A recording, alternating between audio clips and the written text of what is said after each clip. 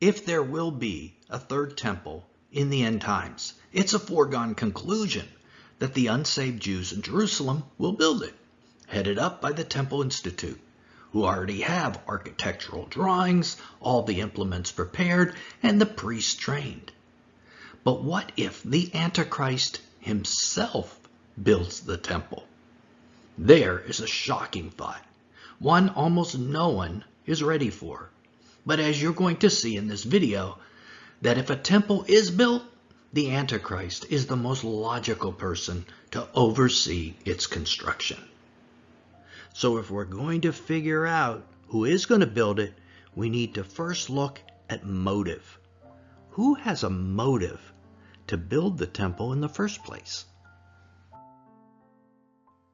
Well, for one, certainly the Jews have motivation. Prayer for the building of a temple is a formal part of the Jewish tradition of the 3 times daily Amidah prayer. Orthodox Jews in particular realize that a temple is associated with the Messianic age, and since a temple is required for the sacrifices for remission of sins, well, for all these reasons, it's highly desired. But because Jews don't realize there will be both a third temple, built by human hands, and a fourth temple, built in the millennial kingdom by the Messiah himself, they have extreme difficulty reconciling conflicting verses like this. Behold, I am going to send my messenger, and he will clear the way before me. And the Lord, whom you seek, will suddenly come to his temple. Malachi 3:1, which certainly implies the temple is built prior to the coming of the Messiah. This, of course, is going to be the third temple. With a verse like this one that relates to the millennial kingdom temple that will be built by Jesus himself. Behold, a man whose name is Branch, for he will branch out from where he is, and he will build the temple of the Lord. Yes, it is he who will build it, the temple of the Lord, and he will bear the honor and sit and rule on his throne. Thus he will be a priest on his throne, and the council of peace will be between the 2 offices. So Zechariah is telling us that Jesus will be both priest and king in this coming 4th temple in the millennial kingdom. But unfortunately, the unsaved Jews do not realize there will be a millennial kingdom and a tribulation period, and that there are actually temples in both. Now, Orthodox scholars generally believe that the latter verse, the one about the millennial temple, is the true one, and that the temple should be built in accord with the Messiah. The Temple Institute, however, which is the group preparing implements and clothing to be worn and used by priests in the coming temple, has this to say. Thus it certainly stands to reason that the third temple could be rebuilt today in Jerusalem, even before the Messiah arrives. This would concur precisely with the opinion of the sages of Israel recorded in the Talmud. The Holy Temple will be in the future and will be reestablished before the establishment of the kingdom of David. So the unsaved Jews within Jerusalem, although they are divided, are certainly motivated to see a temple built. But who else could be? Who else gets a benefit from the temple? Might the Arabs? Well, only if it's a negotiating piece in a trade of a temple for some of the Israeli land. The Arabs really have little or no interest in a Jewish temple in and of itself. Might the Western powers want a temple? Again, only if including it is part of a peace deal that leads to what they think will be lasting peace in the region. What about Christians? Well, a lot of Christians are motivated to help. Many even contribute to see this temple built because they know it precedes the coming of Jesus, but they don't really have the political muscle to get this done. What about the Antichrist? Will he have a vested interest in the temple? You bet he will. The temple is his means to establishing himself as worthy to be worshipped as a god. Let me explain. As we just mentioned before, there is difficulty in Judaism deciding whether the Messiah builds the temple or do human hands build it.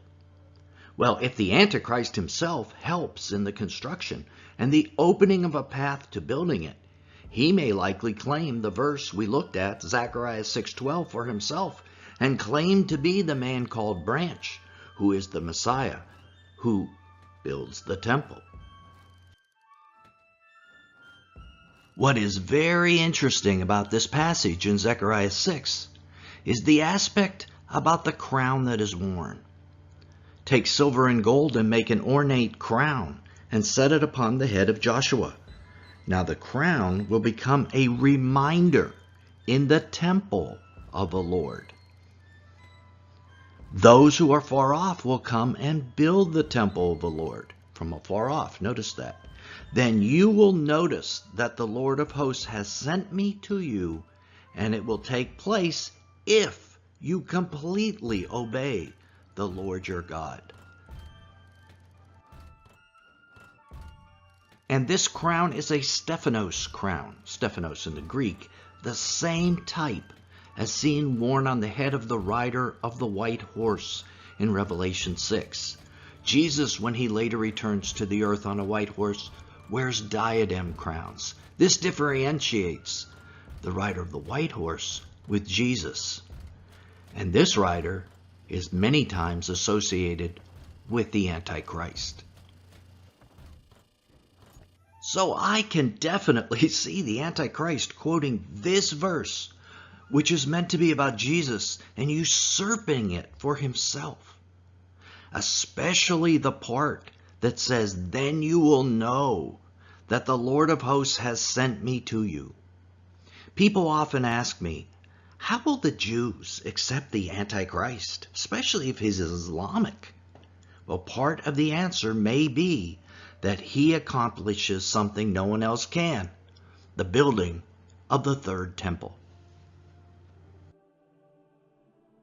One of the main signs, if not the main sign in Judaism to identify who the Messiah will be, is that he will rebuild the temple. So just imagine if a man claiming to be the Messiah actually gets this accomplished. It will give him great street cred to be the Messiah, or at least suspected to be the Messiah in the minds of many people. Look at the crazy hysteria that accompanied President Trump when all he did was move an American embassy to Jerusalem. They were printing coins saying he was the next Cyrus. What would happen if a man actually claiming to be the Messiah got the temple built? You can see what an important point this might be in the end times. And don't forget that part of the verse from Zechariah 6:14, that the crown will become a reminder in the temple of the Lord. I can see the possibility of the Antichrist receiving such a crown and then putting it on display in the temple to remind the Jewish people that he is the one that got this done. The idea of the Antichrist building the temple is not at all new. Bishop Hippolytus of Rome was the first to put forth that idea back in the 3rd century.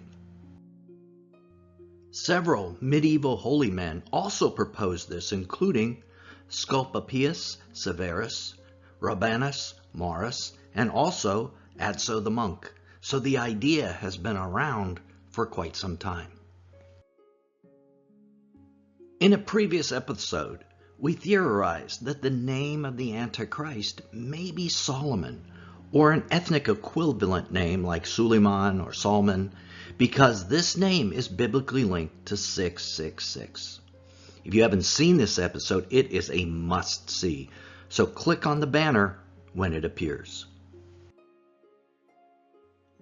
If you've already seen that previous episode, well, then you know that Solomon's greatest personal achievement was building the first temple.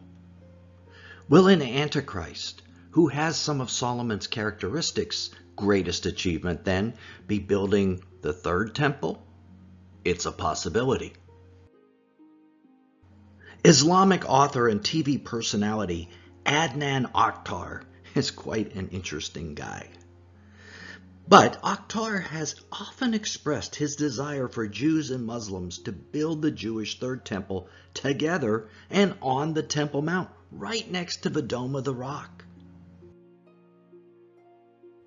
3 members of the re-established Sanhedrin trying to rebuild the temple met with Akhtar on live television in Turkey in 2009 and then again in 2012. The Sanhedrin delegation and the Muslim author generally agreed on those shows that there is not much difference between the Islamic Mahdi and the Jewish Messiah.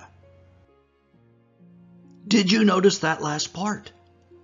That the Jews agreed there was very little difference between the Islamic Mahdi, the Muslim savior, and their own Messiah.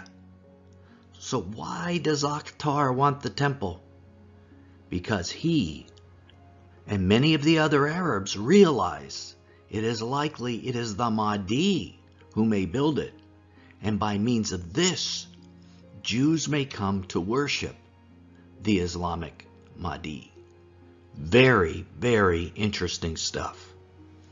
But if the Antichrist builds it, we can assume he might add some of his own touches to the construction, some satanically influenced ideas, we might say. For instance, the Holy of Holies was a perfect cube, 20 cubits by 20 cubits by 20 cubits, lined with golden walls and illuminated by the Shekinah glory of the Lord himself. It was a cube of light. But what if the Antichrist decides to add his own special Holy of Holies? There is another building on this earth that has almost the same exact dimensions as the Holy of Holies. In fact, it has the same exact cubic feet. It is the black cube called the Kaaba, located in Mecca. I'm sure you know this cube.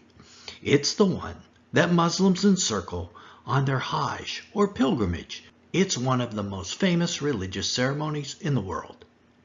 What if the Antichrist brought the Kaaba to Jerusalem and set it up on the exact spot where the Holy of Holies was to be? They are the same size. One was a cube of light, one was a cube of darkness.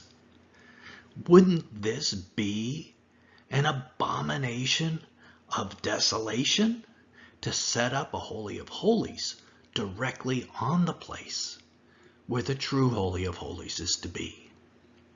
We know in Daniel chapter 11, verse 30 and 31, that the forces of the Antichrist set up the abomination of desolation. If you think the abomination of desolation is the Antichrist himself, it's not. It's something that his forces set up. But you're probably thinking, wait a minute, Nelson, you've got to be kidding. This is a far-fetched idea. Muslims would never go along with moving their Kaaba. But it's not far-fetched. According to one Muslim tradition, at the end of days, the Kaaba and the black stone in Mecca will move to Jerusalem and be affixed there. So Muslims already expect this move to be made in the end times. It will not be an affront to Islam. And as we saw, Jews are already seeing Muslim and Muslim traditions as similar to their own. Would they accept this Kaaba? Something tells me a large portion of them just might. Of course, others will not. They'll reject it. And those who reject the Antichrist and his ideas are the ones the Antichrist will persecute. We need to expect there to be members of all the religious groups on earth who reject the Antichrist, and they're the ones he's going to try to kill in the Great Tribulation. Some questions. Who built this Kaaba? You may be surprised to know that it was built in pre-Islamic times. Muslims believe that Abraham and his son Ishmael constructed the Kaaba. The Quraysh tribe, who ruled Mecca, housed the black stone and statues of pagan gods there. Muhammad reportedly cleansed the Kaaba of idols upon his victorious return to Mecca, but it has a pagan, polytheistic past. It is also thought by many that the black stone is a meteorite, and once was the image of Artemis of the Ephesians as noted in Acts. Fellow Ephesians, doesn't all the world know that the city of Ephesus is the guardian of the temple of the great Artemis and her image, which fell from heaven? So a temple with the Kaaba at its center would appeal to a wide range of religions: Islam, Judaism, and even paganism. But what throne will Antichrist sit on to declare himself God? Click right here to keep watching and discover an incredible possibility. A throne that, if Antichrist sits on it, will instantly give him the authority to declare himself God. Till then, this is Nelson, and I'll see you there.